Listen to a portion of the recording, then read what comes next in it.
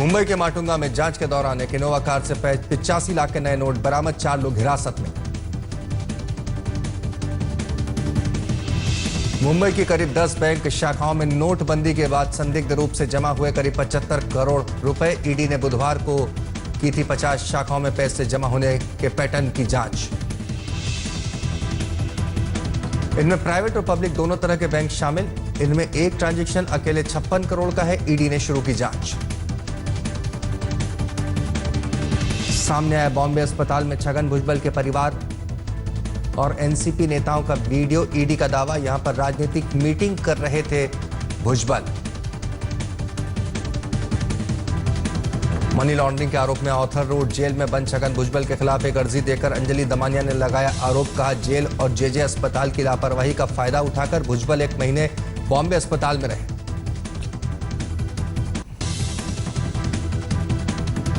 IDs के तहत 2 लाख करोड़ के कालेधन के खुलासा का दावा करने वाला मुंबई का 4 लोगों का परिवार गायब। इनकम टैक्स विभाग ने रद्द किया दावा क्योंकि उनकी हैसियत ऐसी नहीं लगती थी।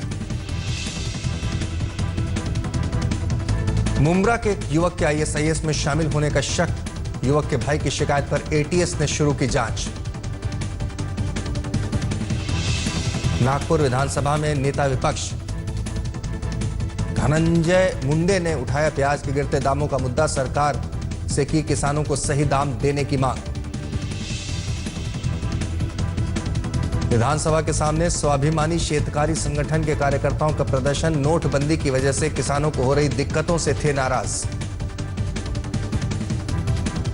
नागपुर विधानसभा में मुख्यमंत्री देवेंद्र फडणवीस ने फिर दोहराया, उनकी सरकार मराठाओं को आरक्षण दिलाने के लिए कटिबद्ध।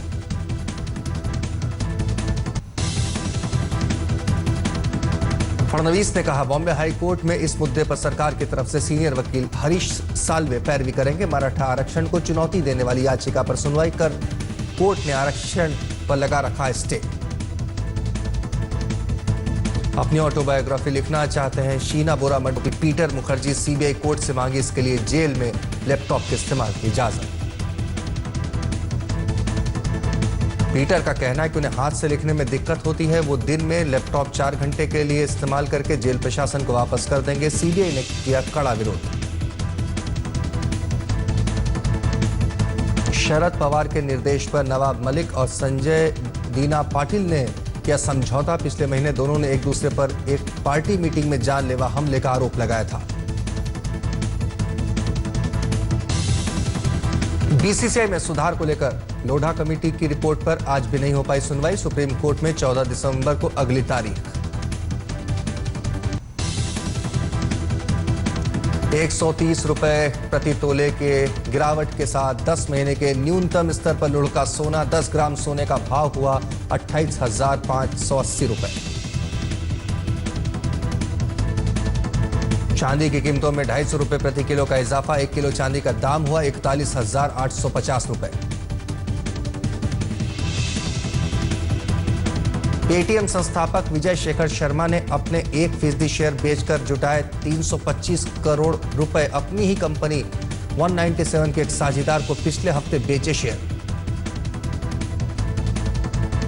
रिलायंस जियो को टक्कर देने के लिए एयरटेल के बाद आइडिया ने भी लॉन्च किए 2 किफायती प्लान। 148 और 348 रुपए में फ्री डेटा और कॉलिंग।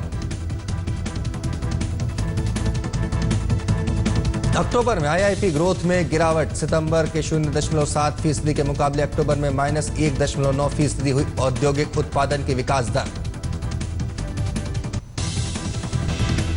रानी मुखर्जी ने पहली बार शेयर की अपनी बेटी अदीरा की तस्वीर। 1 साल की हो गई है अदीरा। रानी ने कहा, वो अपनी जिंदगी के सबसे खूबसूरत दौर में है।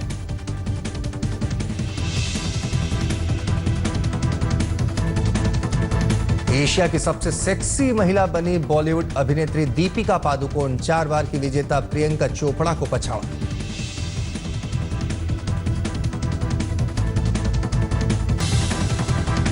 विराट से शादी के सवालों को एक बार फिर टाल गई अनुष्का शर्मा। कहा, वो नहीं जानती शादी कब होगी। नमस्कार, मैं हूं भुवनेश सेंगर और आप देख रहे हैं मुंबई मेट्रो। मनी लॉन्ड्रिंग के केस में जेल में बंद पूर्व मंत्री और एनसीपी नेता छगन भुजबल अदालत के आदेश का फायदा उठाकर सरकारी अस्पताल की बजाय एक हाई प्रोफाइल प्राइवेट अस्पताल में भर्ती थे। वहां नियम कानूनों को ताक पर रखकर धड़ल्ले से उनका परिवार उनसे मिलता था और एनसीपी के नेता, विधायक, सांसद भी उनसे मिलने आते थे। ईडी ने अस्पताल की लिफ्ट का सीसीटीवी फुटेज हासिल किया है, जिसमें भुजबल के बेटे समेत कई एनसीपी नेता दिखाई दे रहे हैं। ये वीडियो बॉम्बे अस्पताल की लिफ्ट का है। ईडी ने कल अदालत में एनसीपी के 25 नेताओं की लिस्ट बनाकर दी थी, जो बॉम्बे अस्पताल में मनी लॉन्ड्रिंग के आरोपी छगन भुजबल से जाकर मिलते थे। इस सीसीटीवी फुटेज में भुजबल का बेटा पंकज भुजबल, पत्नी विशाखा, भतीजे समीर भुजबल की पत्नी शेफाली भुजबल कई बार दिख रहे हैं। समीर भुजबल भी मनी लॉन्ड्रिंग के केस में जेल के अंदर है। वीडियो में नासिक के कई बड़े स्थानीय नेता भी हैं और भुजबल के वकील भी। इस वीडियो में नासिक के अर्बन कोऑपरेटिव बैंक के चेयरमैन भी दिख रहे हैं। There was one Mr. Vishwas Thakur who happens to be the chairman of Vishwas Cooperative Bank as well as Nashik Urban Bank. So what amazes me is, post demonetization, what are all these chairmen doing and meeting Mr. Bhujbal for? Because we all know that there was a huge bit of ill-gotten money, and I'm sure that must be he must be trying to put it in the right place, because 30th December happens to be the last date. So let's see, we are actually working very hard on it. Let's see what comes out of it. उधर छगन भुजबल के बॉम्बे अस्पताल में stay को लेकर आज Arthur road jail प्रशासन से सफाई आई है, जिसके मुताबिक भुजबल अपने एंजियोप्लास्टी टेस्ट के लिए स्वीकृति नहीं दे रहे हैं, जिसके बिना ये टेस्ट नहीं हो सकता और इसीलिए वो इतने लंबे समय से जेल से बाहर अस्पताल में है। जेल के सुपरिटेंडेंट ने ये पत्र पीएमएलए कोर्ट को भेजकर गुहार लगाई है कि वही भुजबल के अस्पताल में स्टे को लेकर फैसला ले। सामाजिक कार्यकर्ता अंजलि दमानिया ने इस मामले में एक अर्जी दायर कर आरोप लगाया है कि आर्थर रोड जेल और जेजे अस्पताल प्रशासन की लापरवाही का फायदा उठाकर छगन भुजबल जेल की जगह अस्पताल में आराम फरमा रहे हैं। If a person does not give his consent or refuses to undergo angiography just because he wants to have an extended stay, that should definitely not be permitted. Court will probably take a serious notice of this and we are awaiting orders. कल JJ अस्पताल के dean TP लहाने भी PMLA court में पेश हुए थे और उन्होंने कहा था कि भुजबल के बॉम्बे अस्पताल जाने के पीछे जेजे अस्पताल की कोई भूमिका नहीं है। भुजबल पर यह आरोप लगते रहे हैं कि वो बीमारी का बहाना करके अस्पताल में रहते रहे हैं और जेल से बचते रहे हैं, लेकिन अब 15 तारीख को अदालत ही तय करेगा कि आखिर वो वापस जेल जाएंगे या अस्पताल में रहेंगे। कैमरामैन विजय के साथ विद्या, मुंबई आज तक। पूरा देश बैंकों और एटीएम के बाहर लाइन में खड़ा है। बैंकों में नोट नहीं है, लेकिन जिन्हें काले से सफेद करना है, यानी काले धन से सफेद धन करना है, उनके लिए नोटों की कोई कमी नहीं। जगह जगह से लाखों करोड़ों में नए नोट की नकदी पकड़ में आ रही है। मुंबई क्राइम ब्रांच ने एक इनोवा कार में 4 लोगों को पकड़ा है। कार की तलाशी ली गई तो उसमें से 28 लाख रुपए के नोट मिले, जिनमें से 72 लाख रुपए नई करेंसी में है। ये करेंसी कैसे हासिल की गई, इसकी जांच की जा रही है।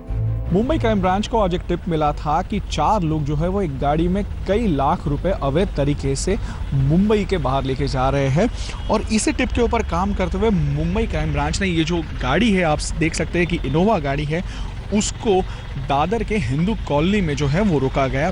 कहाँ से ये पैसे आए थे, क्यों ये पैसे इनके पास थे और कहाँ ये जा रहे थे, इनकी फिलहाल जो है वो पूछताछ यहाँ पे कुर्ला में चल रही है। एक फर्म से आए हुए, बुलियन फर्म से जुड़े हुए लोग हैं जिन्होंने कैश लाई है और आगे ये कहाँ ले जाने वाले थे, क्या करने वाले थे, इसकी अधिक जानकारी ली जा रही है। मुंबई में जोगेश्वरी के श्रम में रहने वाले इन युवाओं का आरोप है कि दादर स्थित इस कोऑपरेटिव बैंक में उनके खाते खुलवाकर काला धन सफेद किया गया। इनकी तरफ से एक एनजीओ ने पुलिस को दी गई शिकायत में कहा है कि इन युवाओं से एक शख्स ने बैंक में ये कहकर खाते खुलवाए कि उन्हें क्रेडिट कार्ड मिलेगा। खाते खुलने वाले दिन ही सभी को बैंक की पासबुक और चेकबुक दे दी गई। साथ ही चेकबुक पर उनके दस्तखत भी करवा लिए गए। जिसके बाद कई दिनों से सभी पीड़ितों के मोबाइल पर उन खातों में रुपए जमा होने और निकलने के मैसेज आने लगे। इनको 3:30 बजे के बाद जब बैंक बंद होता है तो इनको पीछे के रास्ते से कोई अमित या नितिन करके कोई वहाँ का एम्प्लॉई है, उसने अंदर ले जाके उनको नाश्ता वगैरह सब खिला के इनको इमीडिएटली एक ही दिन में इनको अकाउंट खोल के इनकी सब चेकबुक पे सिग्नेचर लिया। जबकि ये कॉलेज के स्टूडेंट्स हैं, इनके अकाउंट्स कोई और दूसरे बैंक में नहीं है, इनको इस चीज़ की नॉलेज नहीं है। और काफ़ी इनमें बच्चे हैं जिनको तो पढ़े लिखे भी नहीं, जो रिक्शा चालक के और कुछ हैंडीकैप से, इनको इस तरीके के लोगों को ले जाके अकाउंट एक ही दिन में 15 अकाउंट खुलवा दिया। बैंक की तरफ से इस मामले पर कोई प्रतिक्रिया नहीं आई है। उधर नागपुर में भी नोटबंदी से जुड़ा एक दिलचस्प मामला सामने आया है। पुलिस को दी गई शिकायत में 2 व्यापारी भाइयों ने आरोप लगाया है कि उनसे एक बिचौलियों ने ये कहा कि मुस्लिम लीग की पार्षद शबाना परवीन के घर पर कमीशन लेकर नोट बदली हो रही है। ये सुनकर दोनों भाई अपने पास मौजूद नए नोटों में 40 लाख का कैश लेकर वहां पहुंच गए। पार्षद के घर पर नोट बदली की बात हो ही रही थी कि खुद को आयकर विभाग का अधिकारी बताने वाले 3 शख्स आ पहुंचे और उन्हें डरा धमका कर 46 लाख रुपए की नई नकदी लेकर फरार हो गए। कंप्लेनेंट अग्रवाल हमारे पास कंप्लेन दिया हुआ है, गुने दाखिल करके फर्दर इन्वेस्टिगेशन शुरू है। पुलिस ने इन दोनों व्यापारी भाइयों के खिलाफ भी मामला दर्ज कर लिया है, लेकिन पार्षद के खिलाफ अभी तक मामला दर्ज नहीं किया गया है। मुंबई से एजाज खान और नागपुर से कौशल पांडे के साथ आज तक ब्यूरो। मुंब्रा के एक 28 साल के युवक के ISIS में शामिल होने का मामला सामने आया है। इस युवक के भाई ने इस बारे में ATS में रिपोर्ट की है, जिसके मुताबिक उसका भाई तबरेज सऊदी अरब में काम करता था। वहीं के एक शख्स ने उसका ब्रेन वॉश किया और वो लीबिया चला गया। 28 वर्षीय तबरेज तांबे ने ISIS ज्वाइन किया है। ऐसी खबर मिलते ही महाराष्ट्र ATS ने एक मामला तो दर्ज कर लिया है, लेकिन अब दिलचस्प बात जो सामने आ रही है वो ये है कि जो लोग सऊदी में काम करने जाते हैं उनको किसी तरह से रेडिकलाइज कर फिर बाद में इजिप्ट और रियाद जैसे रूट सामने आ रहे हैं। तो ये एक नया मोडस ऑपरेंडी समझा जा सकता है, क्योंकि नेशनल इन्वेस्टिगेटिंग एजेंसी की कई सालों से नज़र है ISIS पर, तो वो लोग नए हथकंडे अपना रहे हैं। और ये जो मॉड्यूल सामने आया है, इस पर अब देखना ये होगा कि क्या महाराष्ट्र ATS तबरेज को ढूंढ पाती है, और साथ ही साथ अली करके जो शख्स का नाम सामने आ रहा है जिसने तबरेज को भड़काया है, क्या उसके खिलाफ किसी तरह की कार्रवाई होती है। कैमरा पर्सन मंगेश सावंत के साथ मुस्तफा शेख, मुंब्रा, आज तक। और मुंबई मेट्रो में आज के लिए इतना ही। दीजिए इजाजत। तमाम खबरों के लिए आप बने रहिए हमारे साथ और देखते रहिए आज तक।